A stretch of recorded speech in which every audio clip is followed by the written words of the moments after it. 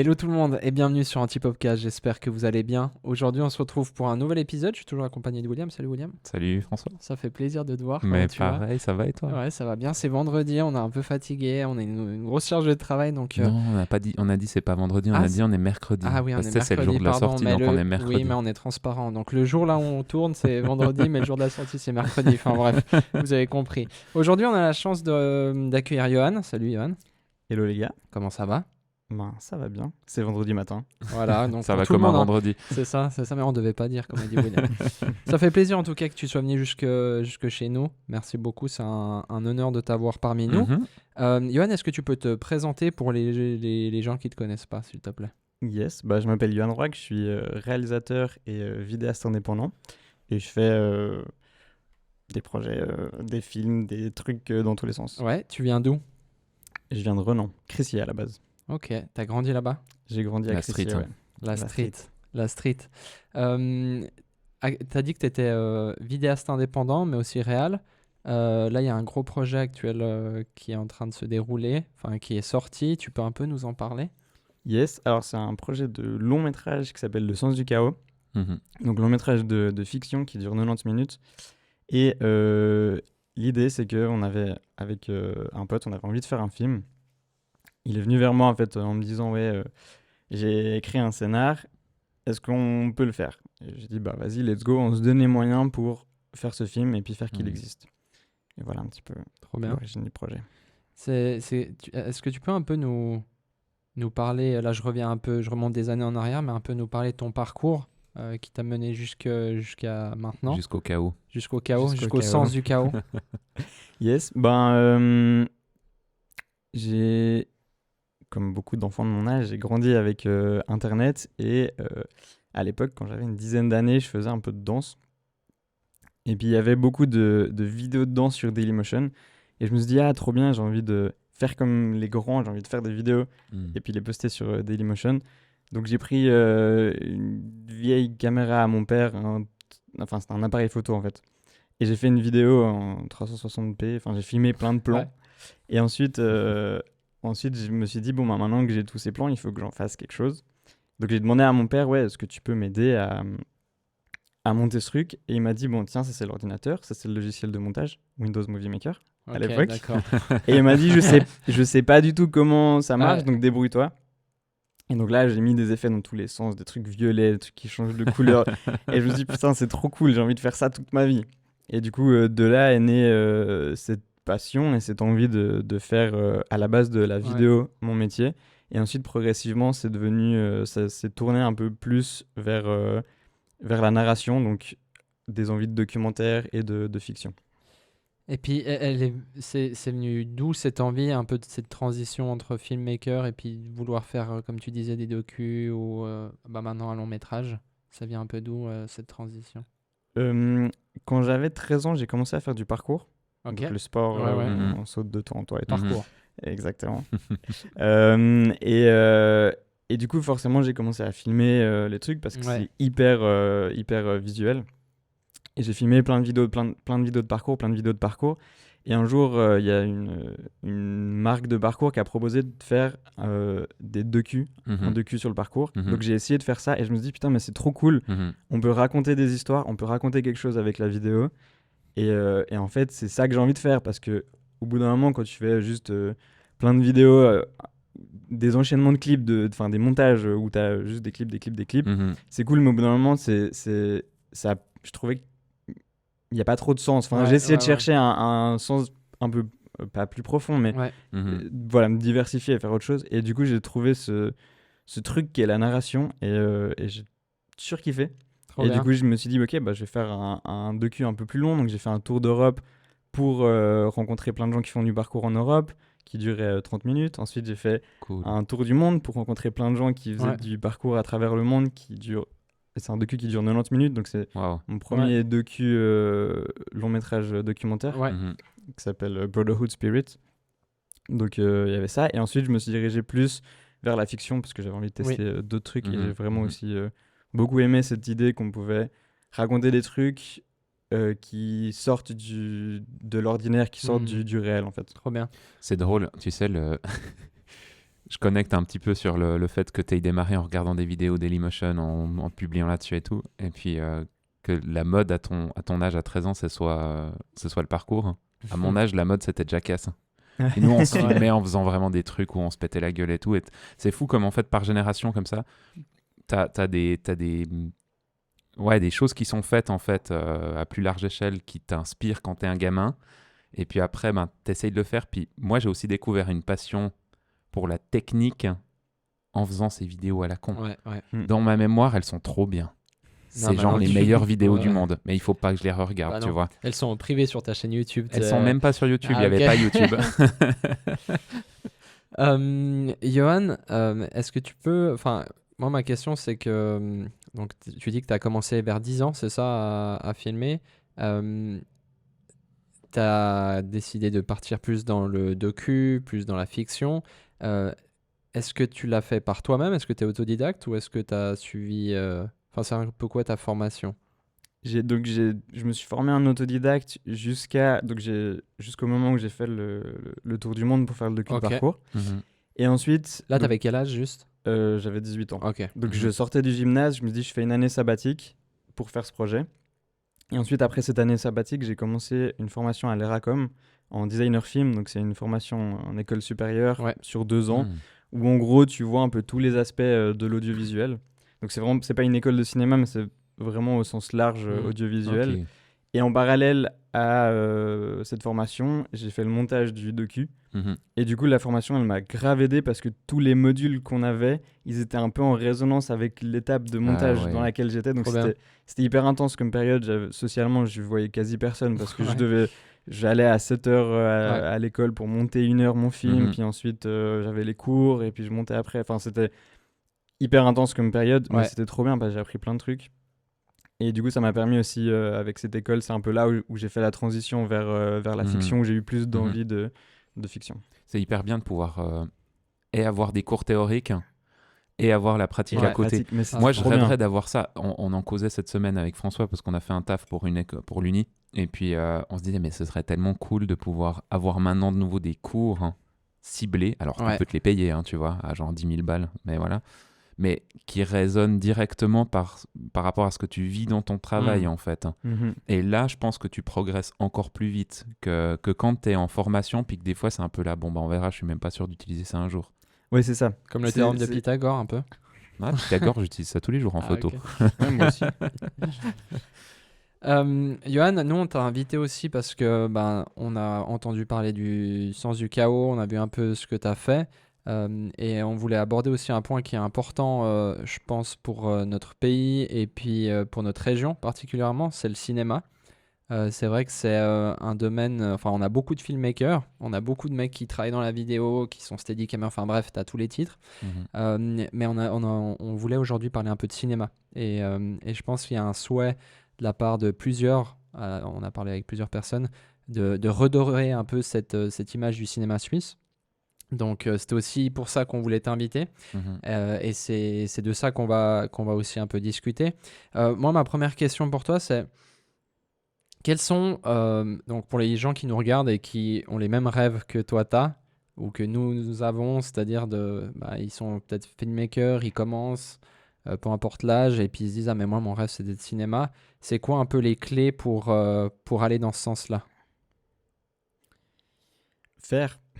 J'ai envie de dire, en fait, un des points, j'ai l'impression, qui est hyper important parce qu'on est dans un milieu où beaucoup de gens pensent qu'il n'y a pas de cinéma suisse. C'est pas vrai, il y a du cinéma suisse, mais c'est juste qu'il est peu distribué, il y a peu de financement pour y arriver, donc il y a peu de films qui sortent, mais le cinéma suisse existe. Et du coup, vu qu'il y a peu de financement, qu'il y a peu de films, ça veut dire qu'il y a peu de personnes qui peuvent faire des films. Donc du coup, c'est assez problématique de rentrer là-dedans. Donc personnellement, moi, ce que j'ai fait pour pouvoir faire mon rêve, c'est de me dire, j'attends pas qu'on me donne les moyens de faire un film. Je vais essayer de trouver moi les moyens de faire un film. Donc ça fait que si t'attends pas que quelqu'un te donne la permission, commence-le et puis vas-y, va jusqu'au bout. Ouais, mais ça c'est pour l'aspect de la production. Maintenant, de la distribution, c'est aussi plus compliqué. Ça, tu peux te donner les moyens, mais au bout d'un moment, des fois, tu arrives un peu contre des portes fermées. Alors ça, c'est effectivement un gros problème que j'ai eu avec mon docu sur le parcours. Ouais. Parce que du coup, c'était un taf, ça m'a pris énormément de temps. Ça m'a pris, je sais plus exactement, 1 an et demi de montage, 4 mois de tournage. Enfin, au total, c'était un projet sur presque 3 ans, je crois. Et on a fait une projection publique, une avant-première. Il y avait presque 500 personnes, c'était trop bien. Et ensuite, plus rien, on a mis le film sur notre site et puis voilà, basta. Donc ça, c'est un gros problème, la distribution. C'est que, en fait, faire un film, c'est presque la partie facile, puis ensuite, il faut le montrer. Et ça, c'est hyper compliqué. Et là, heureusement, on a une nouvelle possibilité qui s'appelle KVA, qui est une plateforme de streaming qui a pour but de mettre en avant des productions suisses, donc des créations de tout type, que ce soit des podcasts, des courts-métrages, des clips de musique ou des longs-métrages. Et du coup, on a fait un partenariat avec KVA pour qu'ils nous aident à distribuer le film. Donc là, on est en train de faire une tournée d'avant-première. On a 6, 7, 8 dates de projection. Et du coup, ils nous aident pour toute l'organisation de ça. Et puis ensuite, une fois qu'on aura fini la tournée des avant-premières, le film sera disponible sur KVA. Donc ça permet qu'un certain nombre de personnes puissent voir le film dans les salles de cinéma ou en streaming chez eux. Ça veut dire que votre plateforme de diffusion, une fois qu'il y aura eu ces avant-premières, sera uniquement KVA pour le moment Pour le moment, c'est ce qui est prévu, mais après, on se ferme pas de porte. On sait jamais si d'un coup Netflix nous dit on aimerait bien racheter votre prod, on va pas dire non, on la garde que sur KVA. On veut pas de Netflix, mais là, ce qui est prévu en tout cas, c'est que ce soit uniquement sur KVA. Et puis, toi, tu as commencé, tu connais un peu l'équipe de KVA, tu as commencé cette collaboration avec eux. Comment ça s'est passé en fait? En fait, ce qui était hyper intéressant, c'est que je connais donc Yohan de KVA, Yohan Fagion, et il m'avait appelé bien avant que la plateforme existe, mais quand c'était encore une idée dans sa tête, pour m'en parler en tant que créateur et puis pour me demander un peu mon avis sur la plateforme. Et c'est exactement au moment où nous, on est en train de préparer le Sens du Chaos. On est en plein développement de ce projet et du coup on a vraiment avancé. Lui il a construit sa plateforme, nous on a construit le film.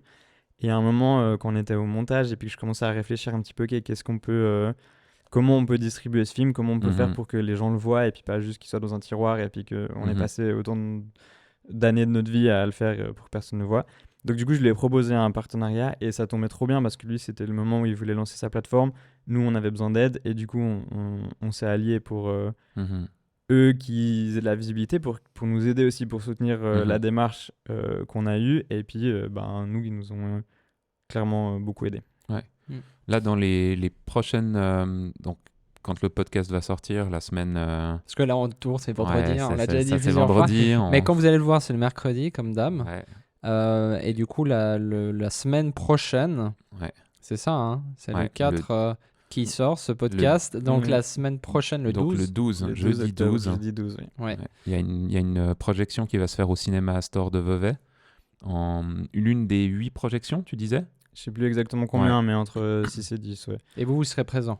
On sera présent avec l'équipe, pour présenter le film. Donc n'hésitez pas à aller réserver vos billets, etc. pour ne pas louper cette avant-première si vous venez de la région de Vevey ou même plus loin et que vous voulez faire un peu quelques kills, ce serait cool. Nous on y sera, donc ça nous ferait plaisir si on peut vivre cet instant et venir soutenir aussi Yohan et son équipe, ce serait cool. Donc voilà. Yohan, t'as fait plusieurs courts-métrages. Non, d'abord t'as commencé sur Windows Movie Maker.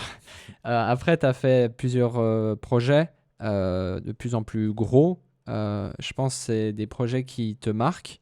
C'est un peu une aventure. Tu peux les voir sous mes cernes. Oui. Non, mais chaque fois qu'on réalise un projet comme ça, il y a quand même, j'ai l'impression, bien sûr, tu as le produit final. Tu es fier, tu es content. Voilà, mais il y a surtout l'aventure que ça crée, que ce soit avec les gens, mais aussi personnellement à l'intérieur de toi. Est-ce que tu peux nous parler un peu de cette évolution peut-être qui s'est passée en toi? Du voyage intérieur. Du voyage intérieur, un peu, c'est un peu vague. C'est un peu une question que je te balance comme ça. Mais est-ce que tu peux nous parler un peu de ton évolution et comment tu te sens depuis le jour 1 où tu as fait ton premier docu, ton premier court-métrage ou peu importe, et jusqu'à maintenant? Alors, je pourrais dire que c'est une aventure humaine, mais j'ai plus le droit d'utiliser ce terme parce que je l'ai trop utilisé. Et du coup, l'équipe, elle va me fouetter si jamais je le réutilise. Donc, je vais pas dire ça. C'est une aventure humaine. On va mettre un bip pour moi chaque fois. Mais je pourrais parler de l'évolution entre le docu sur le parcours et puis le sens du chaos. Parce que du coup, le docu sur le parcours, j'ai réalisé, j'ai tourné et j'ai monté. Et je suis aussi apparu dedans parce que c'était sous forme où on racontait l'histoire et puis l'histoire était imagée. Donc j'ai aussi participé dans ce sens-là. Mais du coup, le montage, j'ai fait tout seul. Et ça m'a pris 1 an et demi de doute, 1 an et demi à pas trop savoir. Et j'étais hyper jeune, j'avais 19 ans pendant que je montais ce truc. Donc j'avais pas le recul aussi pour me dire il faut que je le montre à des gens, il faut que je m'entoure. Donc du coup, j'ai vraiment vécu un énorme moment de solitude et je me suis dit, plus jamais j'ai envie de faire un projet comme ça. Donc du coup, pour le sens du chaos, je me suis entouré de gens et au final, on était une 50aine de personnes à avoir participé à ce projet. Et puis, on avait aussi un monteur dédié avec qui je montais et ça, c'était trop bien. C'est la première fois que je montais pas moi-même un film. Et en fait, c'est trop bien, ça te donne un recul. Et puis tu peux échanger des idées et tout ça, donc ça c'était un énorme poids en moins sur mes épaules parce que tu te retrouves plus tout seul devant toute cette matière qu'il faut transformer en film. T'as dit que t'étais bien entouré là dans le sens du chaos, 50 personnes, c'est beaucoup déjà. Mais toi, tu as quand même ce rôle de réal. Et il y a un peu toujours, j'ai l'impression, tu me dis si je me trompe, mais il y a toujours quand même un peu cette part de solitude quand même, parce que tout le monde regarde à toi, finalement, parce que tu diriges la baraque. Ça a été quoi un peu les difficultés ou les challenges pour la réalisation de ce film? Attends, déjà j'ai une petite anecdote pour tu diriges la baraque. Ça m'arrivait assez souvent les veilles de tournage, enfin les nuits juste avant un tournage. Je faisais un cauchemar où en fait j'étais dans mon lit en caleçon, comme dans la vraie vie, et sauf que j'avais toute l'équipe devant mon lit qui attendait en fait que je dise ce qu'il fallait qu'on fasse, et du coup c'était horrible, je me réveillais en sursaut et j'étais tout seul dans ma chambre en caleçon et j'étais genre oh là là, qu'est-ce qui se passe, donc c'est pas très agréable. Mais t'es sûr que c'était un rêve, hein?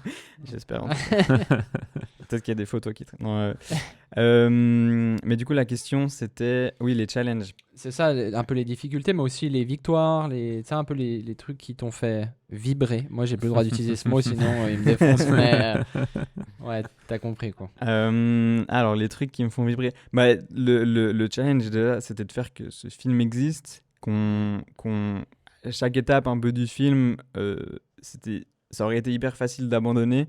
Et c'était hyper dur de continuer parce qu'en fait, un film comme on l'a fait, on n'est pas censé faire comme ça un film.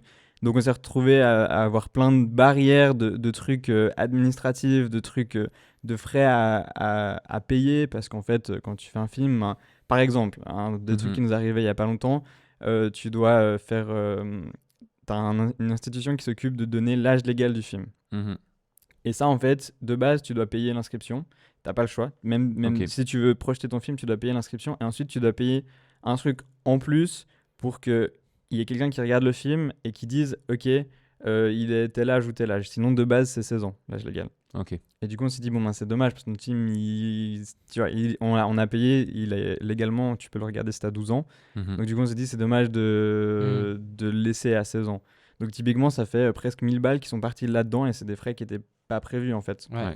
Donc t'as plein de barrières comme ça du système en fait qui est pas fait pour des films à petit budget comme nous on a fait. Ok. Mais du coup c'était des sujets de soucis pour toi?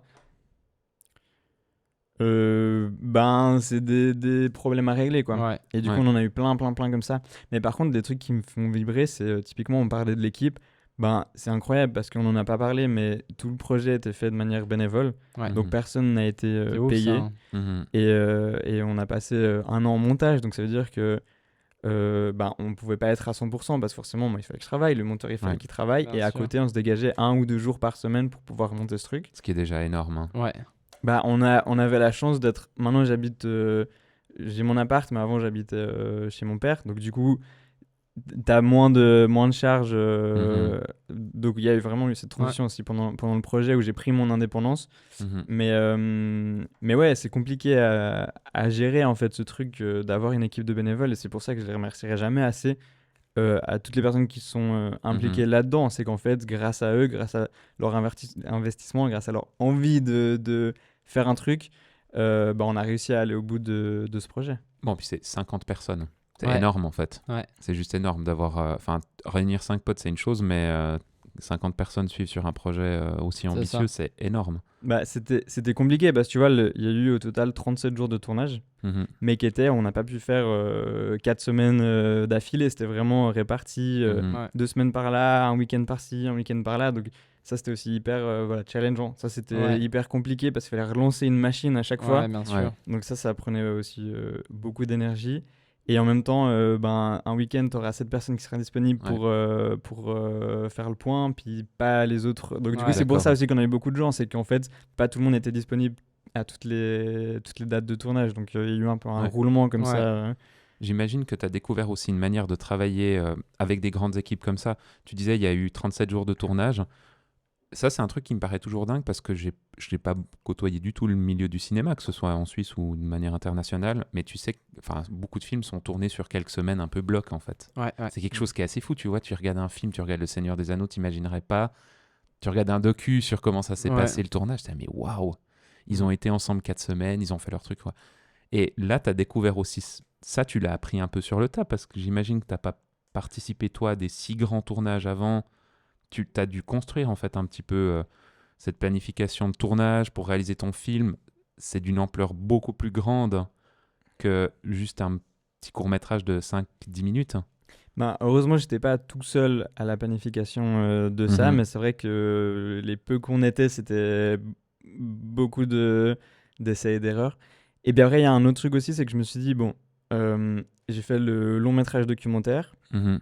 Donc j'avais déjà en tête, c'est pas du tout la même chose, mais j'avais déjà en tête toutes les étapes pour comment arriver à la fin d'un long métrage. Et ensuite j'avais fait, on en a pas trop parlé, mais j'ai fait 2 courts-métrages après ce long métrage. Et c'était à chaque fois une semaine de tournage où on était tous ensemble. Il y avait quand même des assez grosses équipes avec ces deux courts-métrages. Et je me suis dit, j'ai acquis l'expérience de faire un long métrage documentaire, j'ai fait 2 courts-métrages de fiction. Si on mélange les deux, ça fait un long de fiction, non ?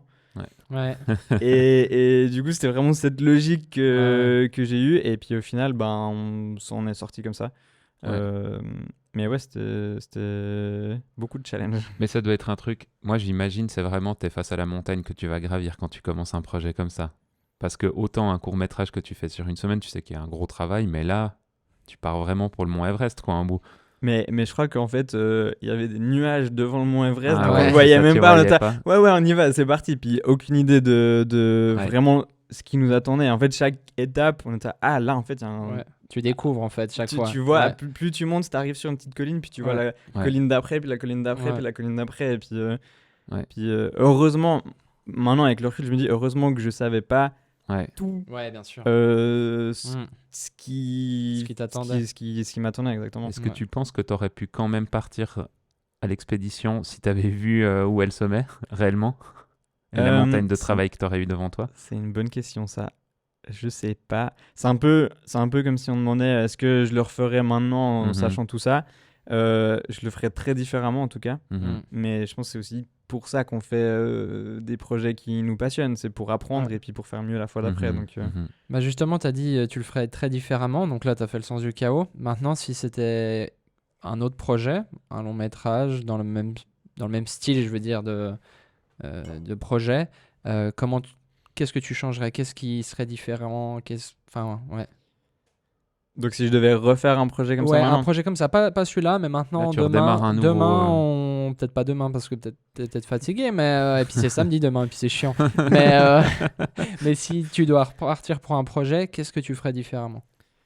Ça peut toucher à tout, hein, soit financier, donc très ou plus artistique, tu vois. En fait, je pense que là, je suis content d'avoir fait un projet comme ça, donc de manière bénévole, en donnant toute l'énergie que j'avais, toute mon âme et tout.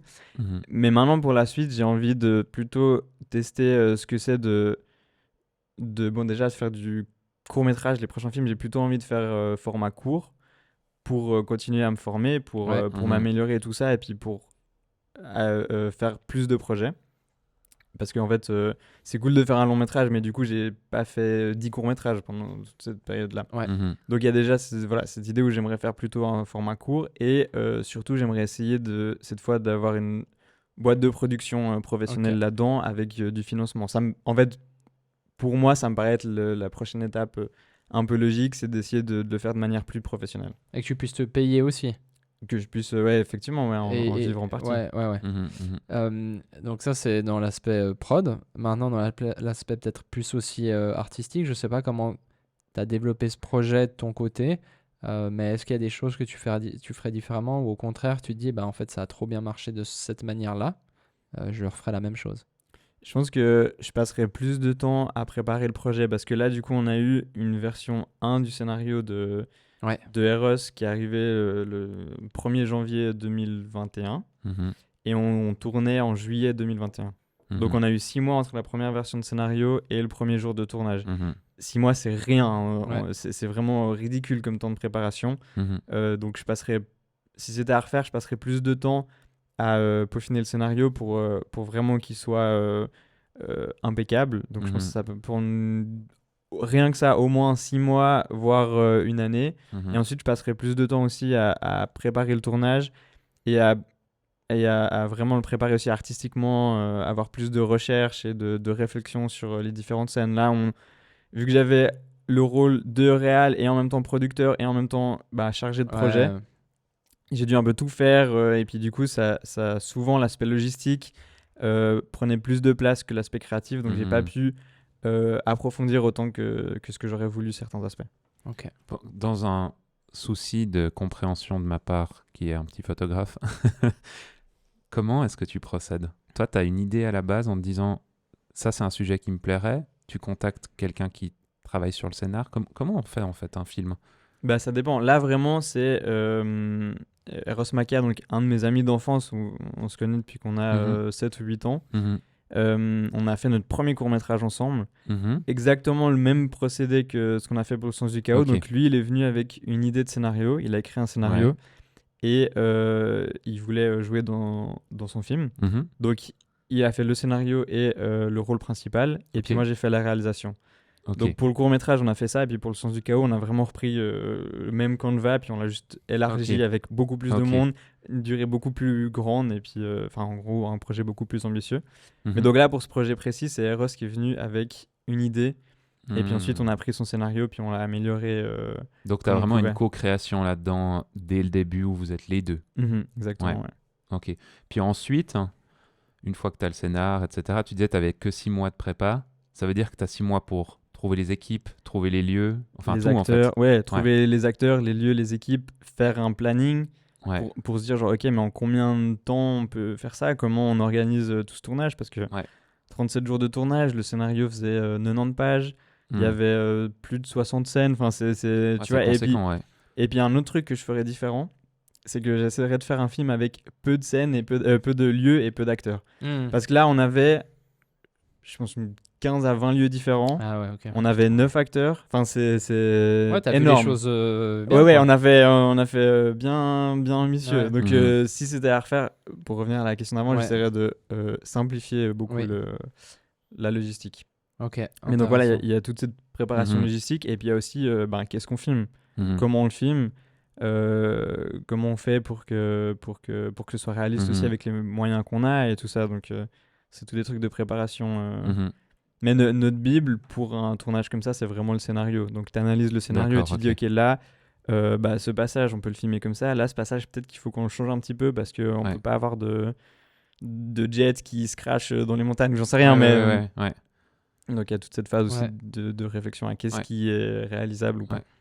Donc, ensuite, tu as eu ton tournage qui a duré pendant un certain temps, pour ces 37 jours de tournage. Et puis après, démarre ta phase montage, etc., où tu dis j'espère que j'ai rien oublié. Non, comment ça? J'espère que j'ai backup. J'espère que j'ai backup. Ça, heureusement, c'est un aspect où on a été assez carré avec les backups. Il y en avait assez, on n'a rien perdu. Mais en fait, donc du coup, le monteur, on l'avait déjà recruté avant le tournage. On savait déjà qui allait monter ça. Et ça a fait que pendant le tournage, il était déjà sur place. pour recevoir les fichiers, s'occuper un petit peu des backups et surtout déjà commencer à trier un petit peu toute la masse. Donc c'était bien en termes de cohésion d'équipe qu'il soit sur place. Donc le pauvre, il était dans une pièce tout seul pendant tout le tournage, mais au moins pendant les repas, il était avec l'équipe et tout ça. Et du coup, dès la fin du tournage, donc on a fini en octobre 2021, il a commencé à faire ce qu'on appelle un bout à bout. Donc c'est en gros, tu prends toutes les scènes, tu les mets à la suite en faisant un petit peu de montage, mais en gardant vraiment du tout début de la scène à toute la fin de la scène. Ce qui faisait un film de 2h40 qui était horrible à voir. Vraiment. Tu l'as regardé? On peut l'avoir, on peut avoir la version longue, il y a quelque part. Je sais même pas si elle existe, mais c'est horrible, vraiment, parce qu'il n'y a rien qui marche encore. Il n'y a pas de musique, il y a tout qui est brut et c'est trop long, il n'y a pas de rythme. Donc vraiment, là, c'est un peu un truc, tu te dis, ok, qu'est-ce qu'on a fait? Est-ce qu'on a merdé? Ah putain. Et on savait par contre à ce moment-là qu'il y avait deux scènes qu'il fallait qu'on retourne parce qu'on n'avait pas pu les tourner comme il faut. Et qu'on a retourné plus tard, mais on avait déjà une bonne version de montage pour savoir exactement qu'est-ce qui marcherait pas. Donc ça, c'était cool aussi d'avoir la flexibilité de pouvoir retourner un peu 2-3 trucs qui pouvaient être améliorés. Pour revenir un peu à toutes ces avant-premières, 8, tu disais à peu près, il y a beaucoup de monde, ça affiche complet la plupart du temps. Je crois que l'avant-première c'était à Lausanne, la toute avant-première, la première fois que vous projetiez. L'avant-première / pilot. Ça affiche complet, ça te fait quoi toi de voir qu'il y a autant de gens qui répondent? En vrai c'est trop bien de se dire qu'on n'a pas fait tout ça dans le vent. Et le jour justement de cette avant-première à Lausanne, c'était hyper flippant parce que du public, enfin de personnes pas impliquées dans le projet, il y a quasi personne qui avait vu le film. On avait fait une projection test avec une quarantaine de personnes pour un peu avoir... On bloquait au niveau du montage, on savait pas trop dans quelle direction aller, donc on avait fait une projection test. Mais ensuite, pendant l'avant-première, donc il y avait vraiment très peu de personnes qui avaient vu le film. Et quand j'ai vu la queue que ça faisait, parce qu'on a projeté au pâté, ça faisait une queue vraiment qui sortait, qui allait devant Tesla. Et trop bien, ouais, mais c'est flippant parce que tu te dis, ok, mais si en fait on a fait de la merde, si le film il répond pas à ses promesses, c'est 480 personnes qui vont te huer, quoi. Donc là, il y a eu un méga coup de stress et puis pendant le film, j'étais pas bien. En vrai, je me sentais pas bien de ouf. Et après, à la fin, c'était trop cool parce que il y a eu une standing ovation, tout le monde a applaudi et tout le monde était méga content. On a eu des retours aussi hyper positifs. Tellement bien. C'est fou, c'est des choses qu'on entend souvent de réal en fait, même pour des grosses productions, hein, où les gars ils sont 6 pieds sous terre quand tu vois, il est projeté et puis que tu as un public qui va juger tout, quoi. Et en fait, c'est fou, tu te dis c'est 480 personnes. Mec, si tu publies ce film et que tu te dis qu'il n'y a que 480 personnes sur YouTube qui le regardent, ça te fait un peu caquer. Et là, en fait, quand tu les as face à toi, c'est la vraie vie. Tu as cette énergie-là, tu as un truc qui se passe. En fait, c'est énorme. Mais, et c'est là où vraiment nous, en tout cas moi, ma volonté avec ce film, c'était vraiment de pouvoir le projeter, le montrer dans des salles de cinéma et puis pas juste sur Internet. C'est hyper cool hein, que Internet existe, qu'on puisse voir des films dessus et tout. Bien sûr. Mais on avait envie vraiment d'avoir cet aspect humain, pouvoir échanger. La projection d'après qu'on a fait, c'était à Genève, dans une salle beaucoup plus petite. Et c'était aussi incroyable parce qu'il y avait des gens qui étaient là, on a pu échanger après le film. Et il y a ce rapport en fait entre humain à humain qui est tellement, tellement bien et ça fait tellement plaisir de pouvoir vivre ça en fait. C'est vraiment une sensation incroyable. Tu vois, pour le rapporter à des grosses prods, je me dis, les réals maintenant ou les gens qui bossent sur des films qui à l'époque étaient projetés en salle, où c'était des exclusivités salles quand même la plupart du temps, les grosses prods, où maintenant tu as des plateformes type Netflix, où tu n'as plus de... Des fois, tu n'as même plus de projection en salle de cinéma, en fait. Et je pense que pour ces gens qui font ce métier, d'ailleurs les grands réals, les gars qui sont des sommités dans le milieu, souvent, ils boycottent un peu ces plateformes, en fait, maintenant. Ils vont faire des exclus cinéma, etc. Et je suis sûr que c'est aussi une part de ta récompense quand un film fonctionne, que tu es dans la salle et que tu vois cette énergie. C'est pas juste... Parce que sur un Netflix, t'imagines les millions de vues. Sur une grosse prod, un gars comme Scorsese, s'il met un truc sur Netflix, ce qui a été le cas, mais t'as une visibilité de dingue. Mais le public, il est pas devant toi. Puis à part un pouce en l'air ou un pouce en bas, tu notes pas ton film. Tu vois ce que... Mais t'as un peu deux écoles. T'as typiquement les Christopher Nolan qui sont là, non. Moi, je vais avoir des projections en salle. C'est pour ça qu'il a quitté le studio avec lequel il était. Je crois que c'était Warner Bros, mais je suis pas sûr. Et qu'il a été dans un autre studio. Parce qu'en fait, il voulait faire une sortie simultanée entre cinéma et puis la plateforme de streaming. Et en fait, du coup, il y a beaucoup moins de personnes qui vont au cinéma. Ça gâche un peu tout. Et en même temps, t'as l'autre école. Je crois que c'était Alexandre Astier ou Scorsese justement qui fait des trucs pour Netflix. Ils renient pas complètement ça. Ils disent de toute façon un film c'est un film. Après là où tu le projettes, voilà. Mais c'est sûr que t'as pas la même sensation quand t'as 500 personnes dans une salle qui le voient en même temps que 5 millions de personnes qui le voient sur Internet. Ouais, parce qu'il y a aussi ce truc de tu te mets à nu en fait quelque part en exposant, parce que tu vas exposer ce qu'il y a en toi, quoi. Enfin, t'as mis tout ce que t'avais, comme tu nous l'as dit auparavant, t'as mis tout ce que t'avais pour ce projet, de la sueur, des larmes et d'autres choses. Et du coup, c'est des fois impressionnant de se dire, en fait, là, les gars, vous pourrez voir, en fait, tout ce que j'ai, quoi. Et il faut un retour là-dessus, je trouve, humain, en fait. Enfin, bon, moi, c'est comme ça que je le vis, en fait. Si c'est pour produire quelque chose et puis tu dis, il y a tant de vues uniquement, puis il y a bien sûr des articles de presse qui parlent de ton projet, etc. Mais au-delà de ça, où est ton côté humain qui, waouh, ça a capté ça, ça a généré ça comme émotion. Parce que sinon, une fois que ton tournage il est fini puis que tu as passé tes 8 ans dans une cave à le monter, elle est où la reconnaissance en fait, un peu humaine, un peu émotionnelle comme ça derrière, tu vois, à part 3 gars dans la rue qui vont dire hey, trop bien ton projet. Enfin, c'est quoi c'est un peu une question un peu plus profonde, ou peut-être c'est un peu une question difficile, mais c'est quoi pour toi ton but en fait de faire du cinéma? Quel est le but derrière? Est-ce que déjà il y en a un, ou est-ce que c'est juste de faire de la belle image? C'est quoi vraiment qui... Je crois qu'avant tout c'est pour m'exprimer. En grandissant, j'étais pas forcément hyper sociable ou hyper ouvert sur mon monde intérieur, et en fait je pense que c'est un moyen en fait de l'exprimer. Et du coup c'est plutôt pour raconter quelque chose. De mettre des images sur tes mots, sur mes mots, sur mes émotions même, tes émotions. Ok, trop stylé, trop bien.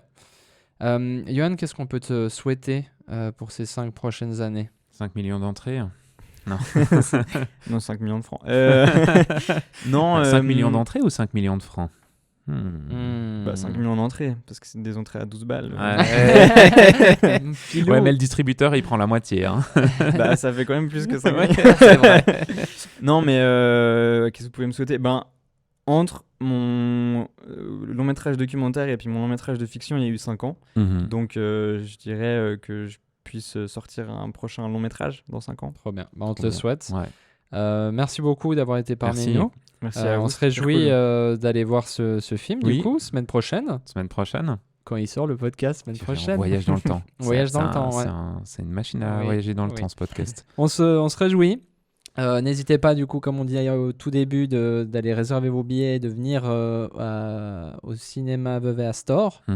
Qui a une très belle salle, qui a été votée, enfin je sais pas comment on dit, qui a reçu des prix de plus belle salle de cinéma européen en fait. Voilà. Plusieurs fois. Donc, qui est il y a un écran, il y a des sièges rouges. Il y a des sièges rouges, je veux dire, il y a des lampes un peu vieilles, il y a tout ça. On peut pas manger de popcorn dans cette salle parce que c'est une belle salle. Ok, je savais pas. Voilà. C'est ça. En tout cas, merci Yohan, merci Wim. Merci. Comme d'habitude. Et puis merci à vous de nous suivre et de nous envoyer plein de messages, de nous soutenir. Ça fait énormément plaisir. Ça nous encourage à fond. N'oubliez pas qu'on est disponible sur YouTube, si vous nous regardez, sur Spotify, Apple Podcasts, Deezer. Et bien sûr, Yohan en va parler, on est disponible aussi sur KVA. KVA. Donc n'hésitez pas à aller checker aussi cette plateforme incroyable de streaming suisse. Voilà, on se dit à la semaine prochaine. Jusque-là, portez-vous bien. Ciao. Bye bye. J'adore comme tu te poses sur son... Tellement à l'aise. Il est accoudé à un bar, tu sais. C'est vraiment ça.